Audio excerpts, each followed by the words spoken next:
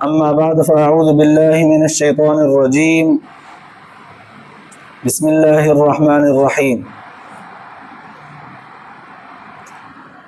या अय्युहल्लज़ीना आमनू इज़ा ज़रबतुम फ़ी सबीलिल्लाहि फ़तबय्यनू वला तक़ूलू लिमन अलक़ा इलैकुमुस्सलाम लस्त मुअमिना वला तक़ूलू लिमन अलक़ा इलैकुमुस्सलाम लस्त मुअमिना तबतगून अरज़ल हयातिद दुनिया फ़इंदल्लाहि मग़ानिम कसीरा कज़ालिक कुंतुम मिन क़ब्लु फ़मन्नल्लाहु अलैकुम फ़तबय्यनू इन्नल्लाह कान बिमा तअमलून ख़बीरा।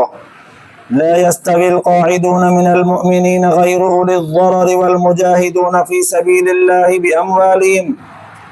बिअमवालिहिम व अनफुसिहिम फ़ज़्ज़लल्लाहुल मुजाहिदीन बिअमवालिहिम व अनफुसिहिम अलल क़ाइदीन दरजा व कुल्लन वअदल्लाहुल हुस्ना व फ़ज़्ज़लल्लाहुल मुजाहिदीन अलल क़ाइदीन अजरन अज़ीमा दरजातिन मिन्हु व मग़फ़िरतन व रहमह व कानल्लाहु गफ़ूरर रहीमा। सदक़ल्लाहुल अलियुल अज़ीम। दुरूद शरीफ पढ़ो। अल्लाहुम्मा सल्लि अला सय्यिदिना व सनदना व हबीबना व मौलाना मुहम्मदिन नबिय्यिल उम्मिय्यि व अला आलिहि व बारिक व सल्लिम अलैहि बिअददि कुल्लि मालूमिन लक दाइमन अबदा। अल्लाह तबारक व तआला जा तव्हां असांजे मथां अणगणिया करम ऐं एहसान आहिनि जो अल्लाह रब्बे ज़ुल जलाल तव्हां असांखे इशा जी निमाज़ बा जमात नसीब फरमाई ऐं उन खां पोइ क़ुरान पाक जे हिन बाबरकत दर्स क़ुरान जे महफ़िल में विहण जी तौफ़ीक़ बि इनायत फरमाई। गुज़िरियल आयतुनि में अल्लाह तबारक व तआला मुसलमान जे हथां मुसलमान अगर क़त्ल थी पवे तो उन जे मुतालिक़ अहकाम बयान फरमाया। जानी वाणी जेकॾहिं कोई मुसलमान कंहिं मुसलमान खे मारे थो दुनिया में उन खां क़िसास बि वठिबो, बदिले में उनखे क़त्ल बि कबो। इस्लामी हुकूमत ऐं क़ानून जे नज़र में हर माण्हूअ खे हर हिक खे अलॻि अलॻि इजाज़त कान्हे त को बदिलो पंहिंजो पाण ई वठे। क़ानून शरई सां इस्लामी अदालत सां क़ाज़ी उल क़ुज़ात जे शाहिदनि ऐं फ़ैसिलनि ऐं अदालत जे रूबरू ऐं आख़िरत में बि अल्लाह तबारक व तआला उनखे लानत ऐं जहन्नम जी सज़ा ॿुधाई। पर जेकॾहिं भुल में कंहिं माण्हू मुसलमान खां को मुसलमान मरी थो पए त उनखे दुनिया जे ज़िंदगीअ में ई उनखे उनजी खून जी रक़म ॾियणी पवंदी जेका रक़म 100 उठनि जे बराबरि हुई। पोइ सोन जे चांदीअ सां सोन सां या चांदीअ सां ॾियणु चाहे या रोक केस सां ॾियणु चाहे त उनजो तादाद बि मुक़ररु ॿुधायो वियो। अहिड़ी ई तरह सां जेकॾहिं मुसलमान खे मारे वियो आहे पर उन जा वारिस वरी काफ़िर आहिनि, जंहिं मुसलमान खे मारियो अथई उन जा वारिस मुसलमान न आहिनि, उहे काफ़िर आहिनि, माना काफ़िरनि जे घराणे मां मुसलमान थियो त उन जे लाइ वरी सिर्फ़ु कफ़ारो हुयो, दियत न हुई, माना खून जी रक़म न हुई। इहे मसाइल बयान थिया। अॼोकिन आयतुनि में वरी अल्लाह तबारक व तआला मोमिननि सां मुख़ातिब थींदे कुझु तहक़ीक़ी अहकाम बयान फरमाया आहिनि। पोइ हिननि आयतुनि जे सम्झण खां पहिरियां उहो पस मंज़र ज़हन में रखणो पवंदो जंहिं वक़्तु क़ुरान पाक जूं ही आयतूं नाज़िल थियनि पियूं त उन वक़्तु हालात कहिड़ा हुआ, सूरत हाल उन वक़्तु छा हुई। उलमा मुहद्दिसीन लिखियो आहे जंहिंखे शान नुज़ूल बि चइबो आहे आयत जो, त आयत जे नाज़िल थियण जो सबबु कहिड़ो हो। हिकु दफ़े हुज़ूर अलैहिस्सलातु वस्सलाम जन हिकिड़ो सहाबा किराम जो लश्कर तयारु करे हिकु क़ौम ते चढ़ाईअ जे लाइ हुकुम करे मोकिलियो त वञो हिन फलाणी क़ौम सां बनु सलीम क़बीले सां वञी करे लड़ाई कयो, जंग कयो। इहे नथा मुड़नि, इस्लाम जे मुखालफ़त में पंहिंजो को न को किरदारु अदा कंदा था रहनि, बावजूद इस्लाह करण जे बावजूद मुआहिदे जे बावजूद मना करण जे नथा मुड़नि, हर तरह सां का न का साज़िश कंदा था रहनि।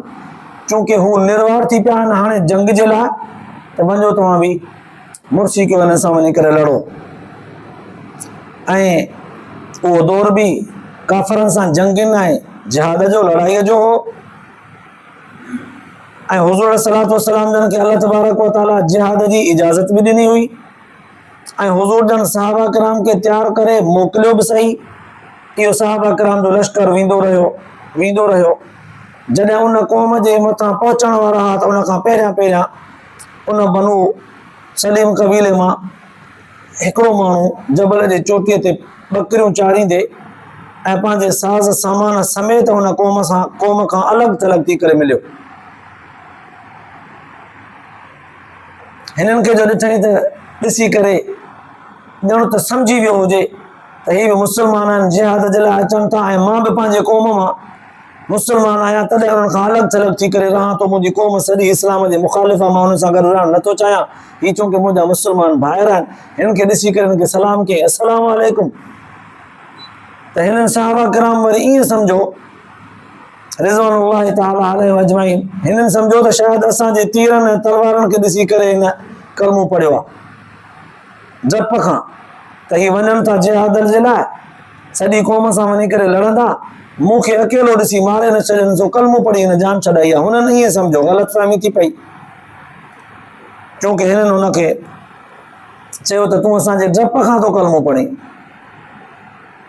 जप खां न ॿुधऊंसि, क़तल करे छॾियऊंसि।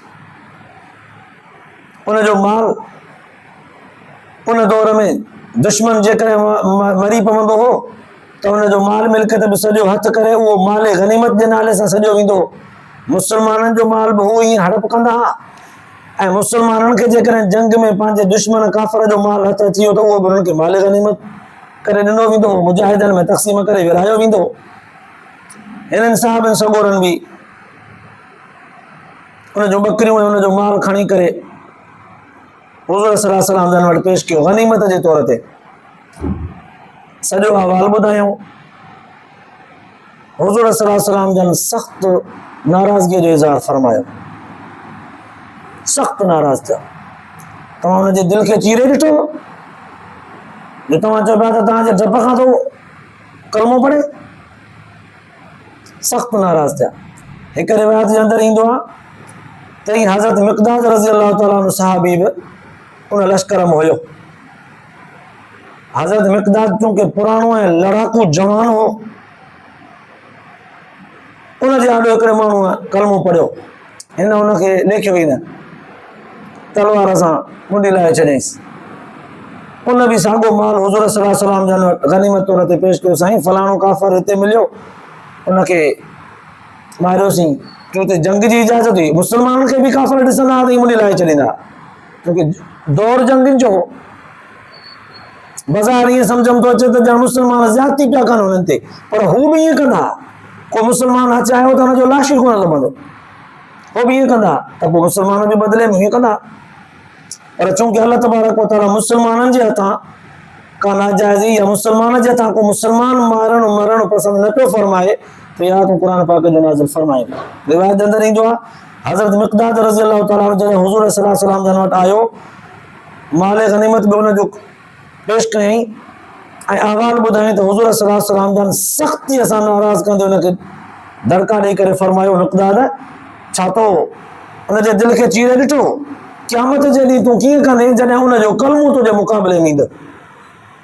त हिन शख़्स कलमो पढ़ियो पर पोइ बि हिन रियात न कई, कीअं कंदे तूं हुन वक़्तु। रिवायत जे अंदरि अचे थो त हुज़ूर सल्लल्लाहु अलैहि वसल्लम जन उन वक़्तु उन सॼी जमात खां उन खून जी रक़म बि भराए वरिती। तव्हां एतिरी जज़्बात छो कई, तहक़ीक़ छो कोन कई। अल्लाह तबारक व तआला क़ुरान पाक जो ही आयत हुन वक़्तु नाज़िल फरमायो, ज़रा तवज्जो कजो। अल्लाह से फरमायो या अय्युहल्लज़ीना आमनू इज़ा ज़रबतुम फ़ी सबीलिल्लाहि फ़तबय्यनु, ईमान वारो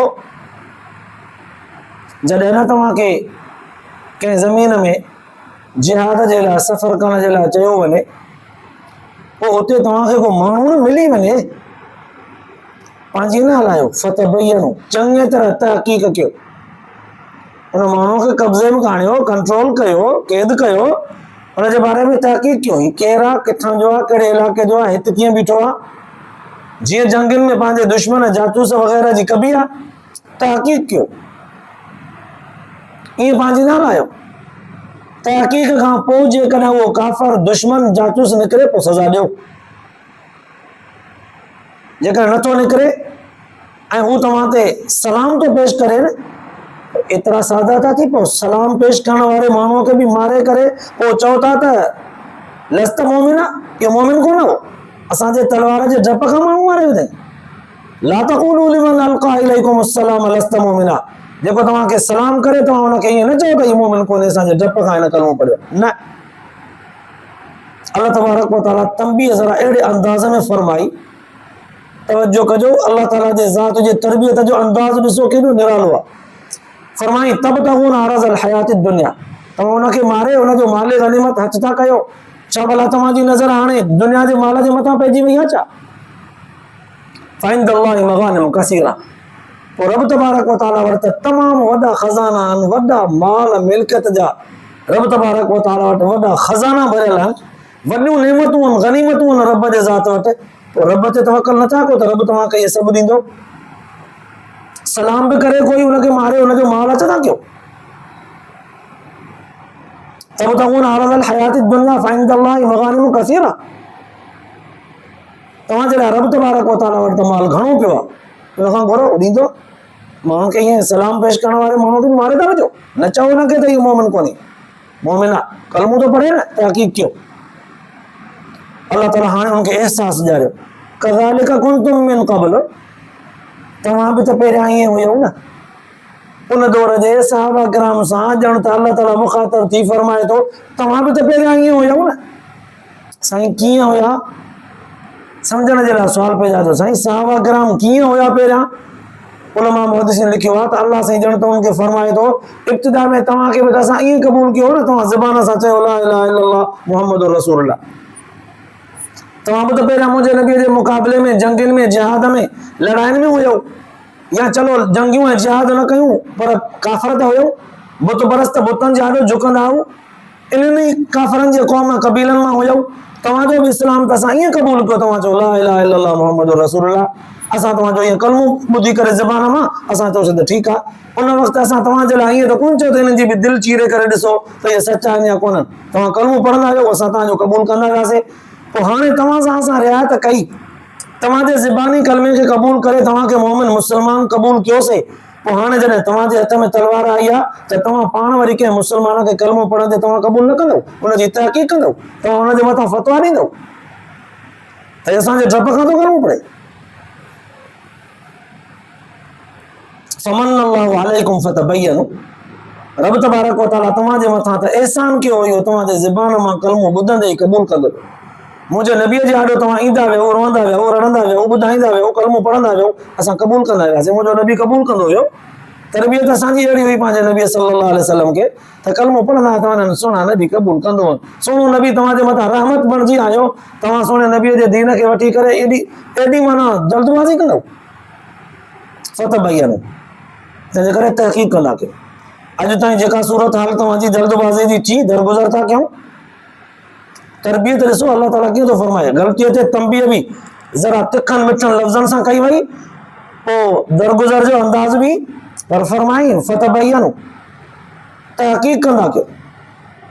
इन्नल्लाह कान बिमा तामलून ख़बीरा, लफ़्ज़ अहिड़ो फरमाई गोया के ॼण त सहाबा किराम खे एॾी जो तंबीह कड़क लफ़्ज़नि सां थी त थोरे वक़्त जे लाइ सुकुड़जी विया त सचपच असांजी त दिलि में का अहिड़ी ॻाल्हि कान आई त असां हरूभरू हुनखे मारियूं था।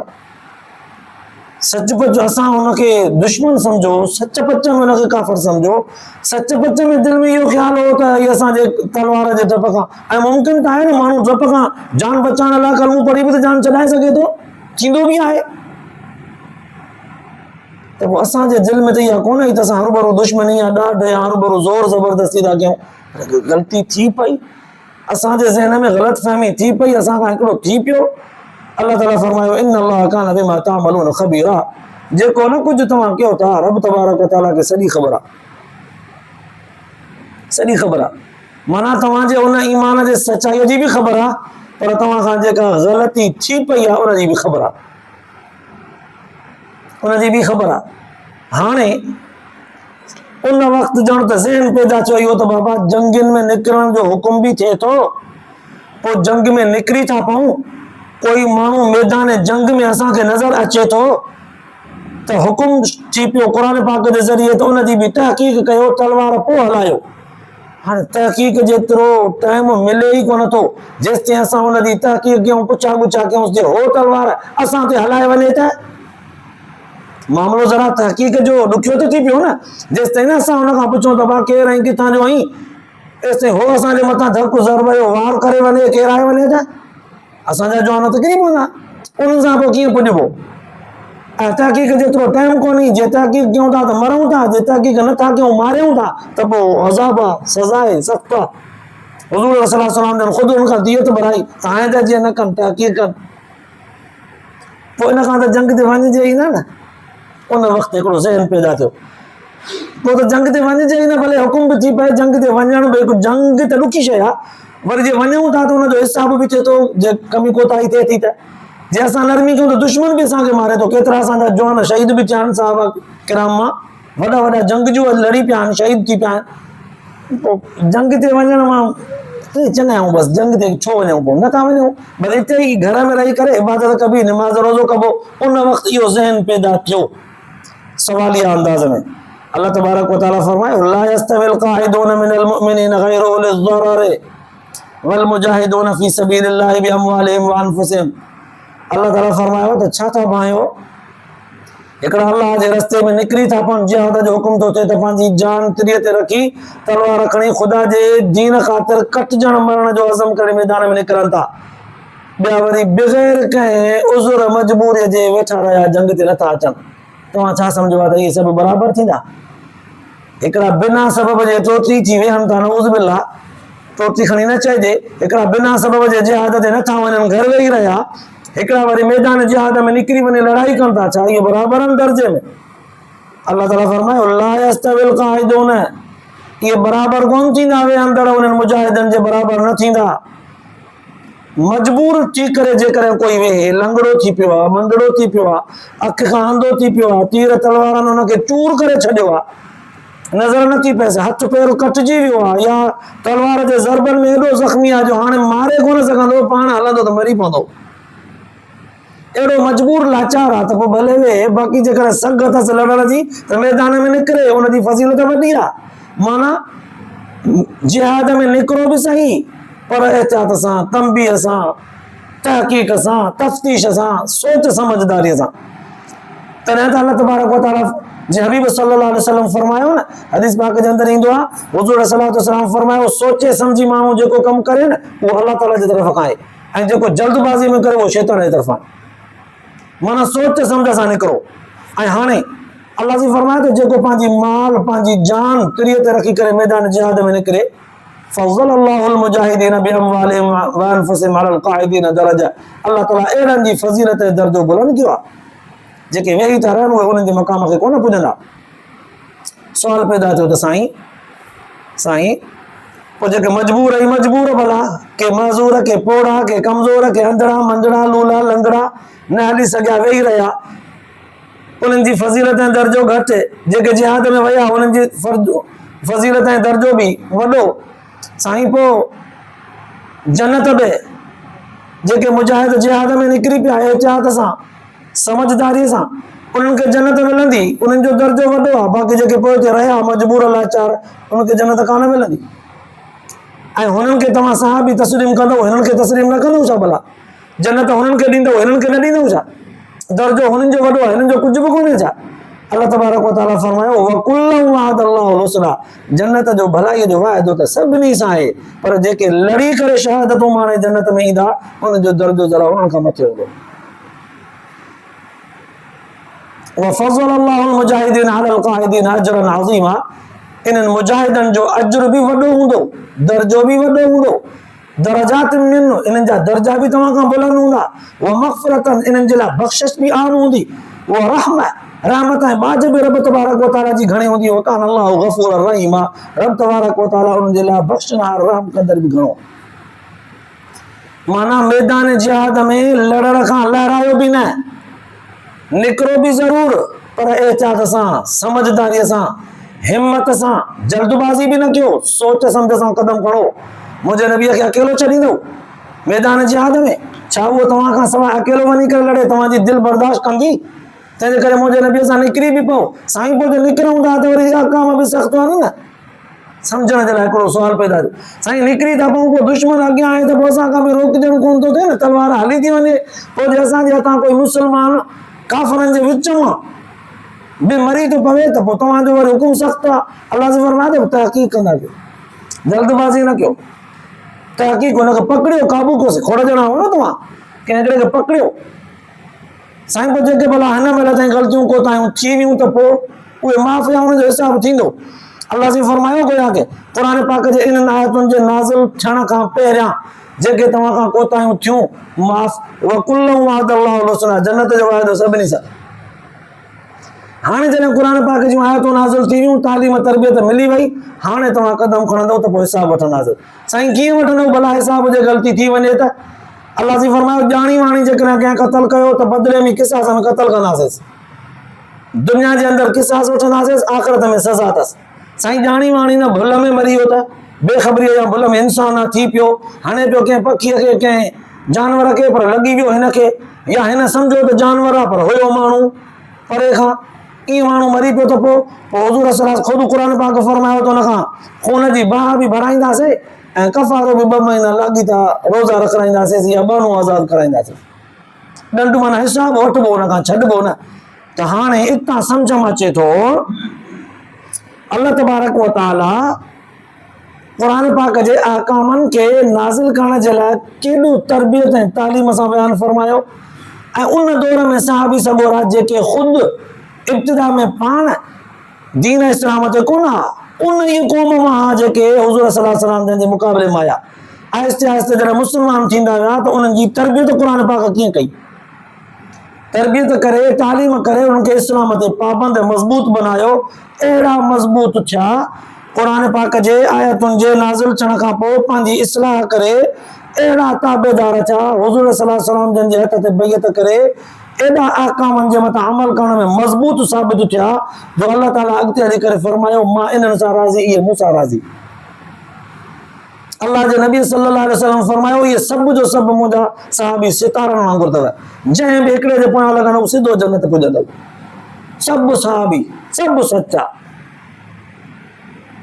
एॾी वॾी उन्हनि तरबियत पिराई। ऐं असांजे लाइ उहे रान मशाले रान, जंहिं बि हिकिड़े सहाबीअ जे तरीक़े ते हलंदे ज़िंदगी गुज़ारी थिए उहो कामयाबु आहे। हाणे रिवायत अंदरि ईंदो आहे त जॾहिं क़ुरान पाक जी हीअ आयत नाज़िल थिए पई, ला यस्तविल क़ाइदून मिनल मुमिनीन, जंग करण वारा मुजाहिद ऐं जेके जंग ते न वेही रहिया इहे दर्जे में हिकु जहिड़ा कोन्हनि। जंग वारा मुजाहिद दर्जे में मथे आहिनि। हिकिड़ो सहाबी आहे हुज़ूर सल्लल्लाहु अलैहि वसल्लम जन वटि, हज़रत अब्दुल्लाह बिन उम्मे मक्तूम नाबीनो आहे, हुज़ूर सल्लल्लाहु अलैहि वसल्लम जन वटि पहुतो, साईं क़ुरान थो चवे त जंग वारनि मुजाहिदनि जी फज़ीलत मथे आहे।